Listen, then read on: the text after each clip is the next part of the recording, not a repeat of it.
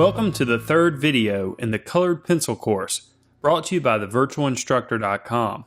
In this video, we're going to take a look at the magic of burnishing. In this module, we'll take a look at the unique process known as burnishing, which allows for the creation of colored pencil drawings that resemble paintings. What is burnishing? Burnishing is a process of layering colored pencils in order to create a solid area of pigment.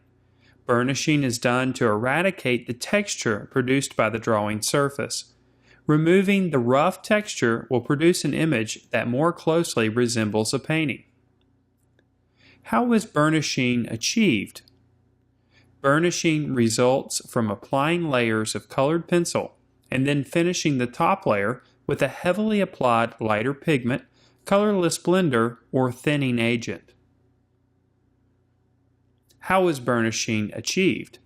As each layer is applied, the amount of binder on the surface builds, making the surface waxy.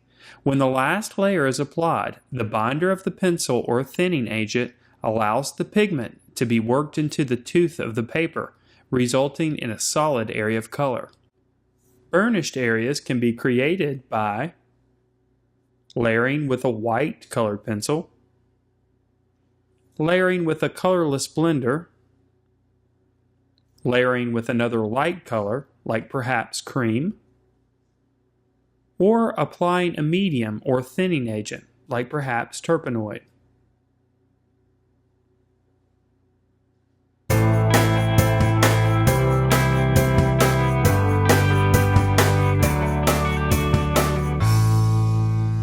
Let's look at a few burnishing techniques. First, we'll create a small square where the colored pencil is not burnished, just to show the contrast in what will happen with the texture of the paper. In this case, I'll do 2 applications using directional lines with medium pressure. In the next box, I'll do the same thing by layering the pencil with a medium application. But this time, I'll layer over the top with a white colored pencil, applying heavy pressure. The application of white colored pencil causes the material underneath to be moved around on the surface, filling in the tooth of the paper, making a smooth application. Notice, however, that it does affect the value of the color, making it lighter. Now let's take a look at how burnishing can be achieved using a colorless blender. A colorless blender is a special pencil that includes just the binder inside of the shaft. There's no pigment whatsoever in the pencil at all. This allows just the waxy material that's inside of the pencil to do the work for you. A colorless blender does a great job of burnishing the color without sacrificing too much of the value. Lighter colors can also be used to burnish areas as well. For example, this cream is used to burnish the area of blue. It does change the value, but only slightly.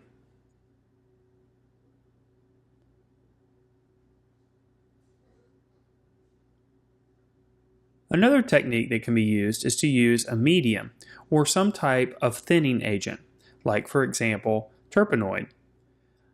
For this example, I'm going to use turpenoid natural. This is a great material for thinning up the pigment and allowing it to be worked on the surface. I like to keep the turpenoid in a separate small glass container.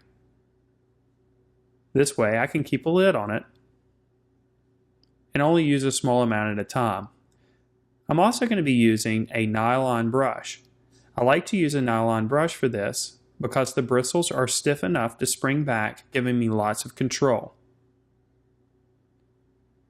I'll take a medium amount of the thinner and work it into the areas where I've applied a medium application of colored pencil. Notice how the medium works the material into the tooth of the paper, creating a smooth application. Also notice how using the medium will intensify the color. The pigments become brighter when medium is used.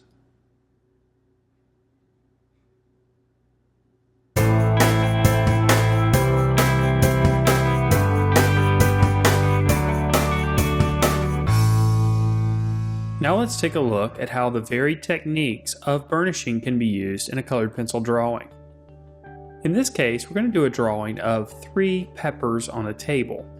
This is a very simple drawing with simple shapes, so it's a good place to start. I'm going to first lightly sketch out the composition using only the contour lines with an HB pencil. Then I'll use a kneaded eraser to gently pat the surface, lightening up the graphite that I've already put down. I don't want the graphite to mix with the subsequent applications of colored pencil. Next, I'm going to start with a red, and I'm just going to very lightly apply the red in all the areas on the peppers themselves. I'm going to be very careful to avoid areas of highlight that I noticed in the photo reference. I'm going to let the white of the paper do a lot of the work for me in the areas of highlight. I want to be very careful that I plan out where these areas of intense highlight are.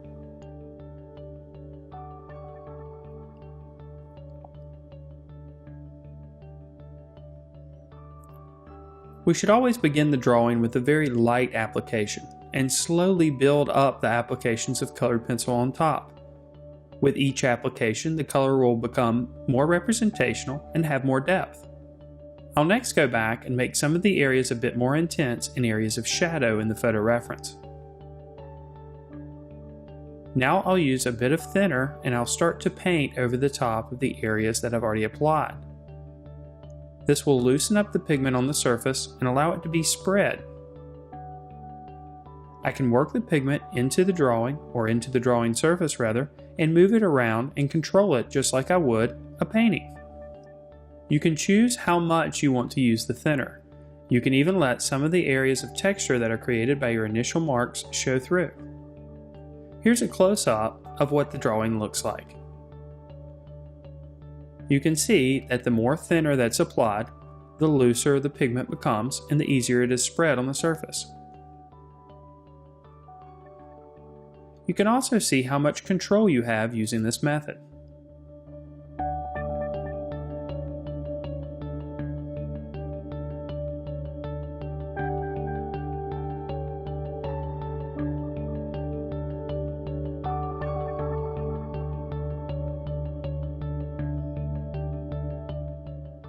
The drying time is very quick for the turpenoid, and once it is dry, I can go back with a red-orange and start to intensify some of the areas of color on the peppers.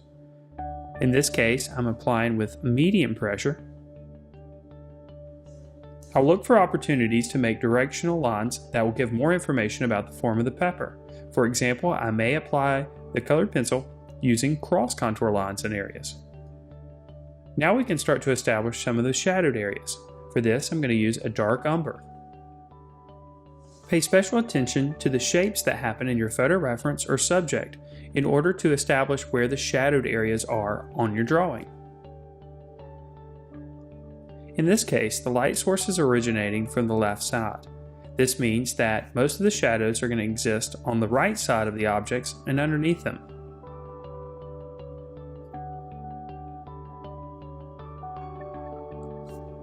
I'm applying the colored pencil here with medium pressure.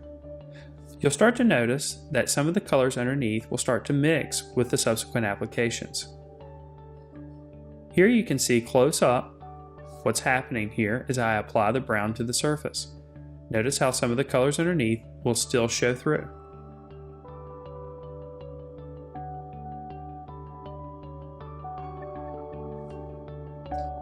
Remember to take your time and be patient. Don't forget about the 5 do's for better hues.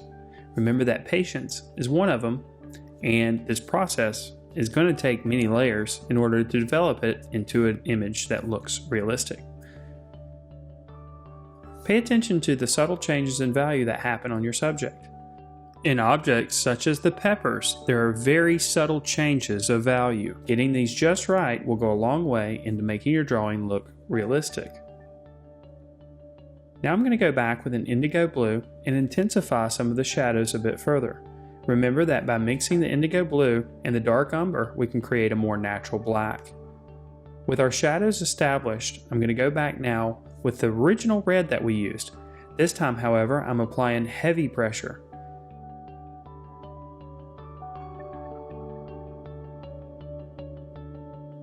I'm going to go right on top of some of the areas that I've established with the shadow.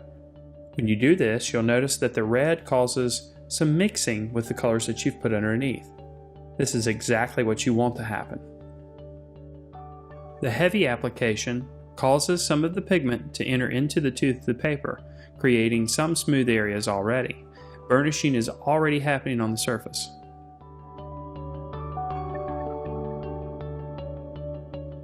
We'll continue layering the red on all three of the peppers, covering them until we're satisfied with the intensity of the color. Next, I'm going to go back with a white colored pencil and establish those highlighted areas. I'm going to let some of the edges fade into the color of the pepper. This will create a more natural highlight. I'm also going to use the white in areas to create a more toned down area of highlight. There are some areas where the value is a little bit lighter on the pepper, and I'll use the white to achieve these areas. As we add the white on top of the red, some burnishing will occur. Of course, we are exploiting the fact that we're using white here by making these areas of value a little bit lighter.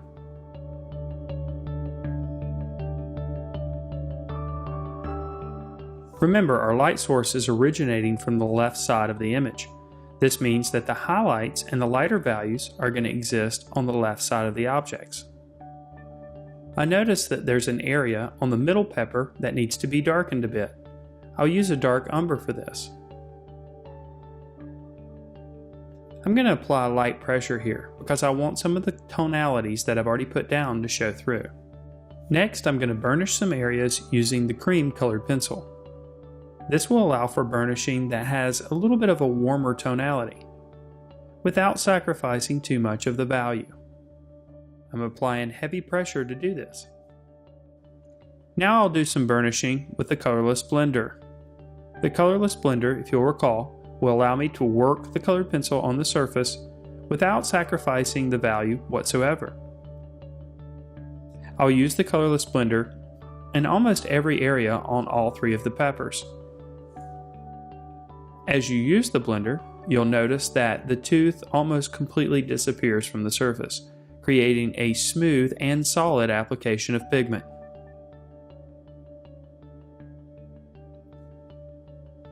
Now, more than likely there will be areas where you want to create a variety of texture, so I don't want all the areas to be smooth. So I'm going to go back with the original red and create a little bit of a textural change between the highlight in the foreground pepper. And then it's time to start adding color to the stems. I'm going to begin just like I did with the peppers by creating a light application of a darker green. I'm going to apply more pressure in areas where the value gets darker.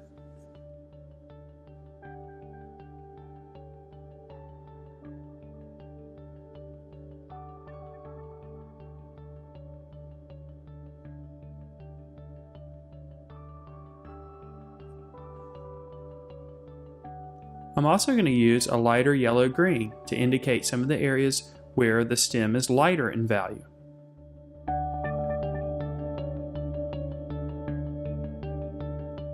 The lighter yellow-green is more prevalent in the area of highlight on the stem.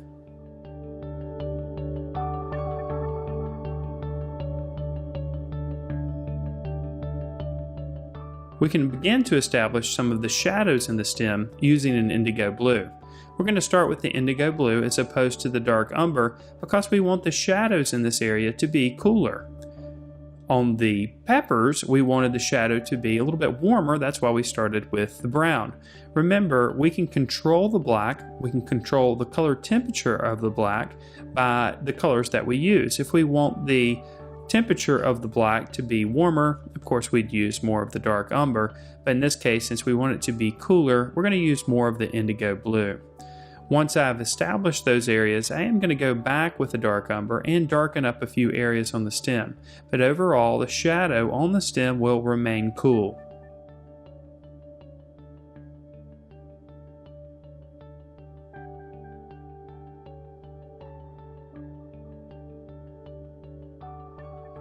Next, I'm going to use a little bit of yellow to lighten up the area of highlight on the top of the stem.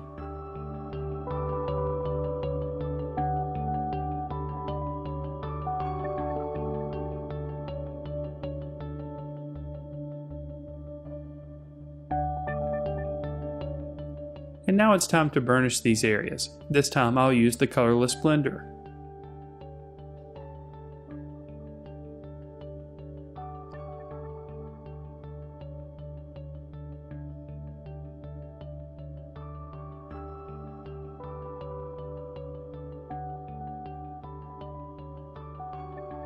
Once all the tiny specks of white left by the tooth of the paper are removed, we can turn our attention to the shadow. The cast shadow underneath the peppers will consist of indigo blue, dark umber, and violet. We'll begin with the indigo blue. The cast shadow will be more intense closer to the area where the pepper hits the surface. Initially though, we're going to put a light application of indigo blue.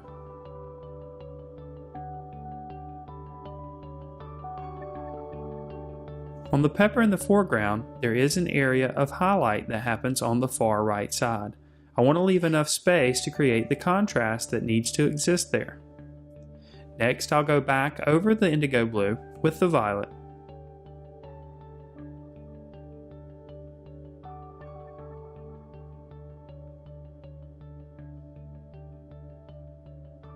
Here again, this is a light application.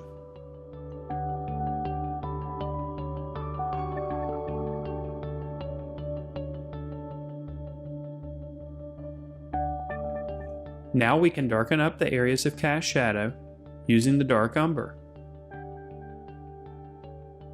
Again, we're using light to medium pressure to accomplish this area of shadow.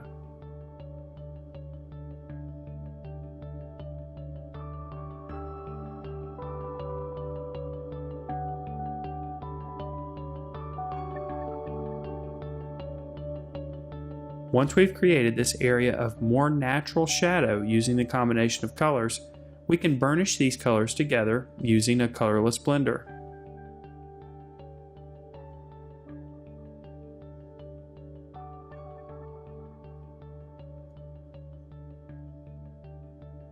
To create a solid area of pigmentation, we'll need to put a lot of pressure on the colorless blender here as well.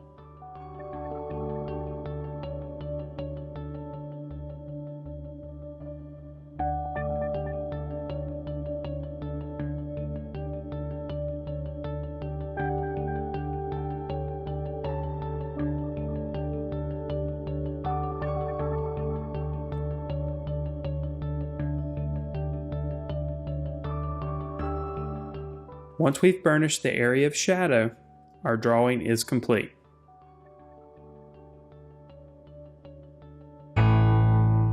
Here's what we discussed in this module. First, we looked at different ways to burnish colored pencils. These techniques included layering with a white colored pencil, layering with a colorless blender,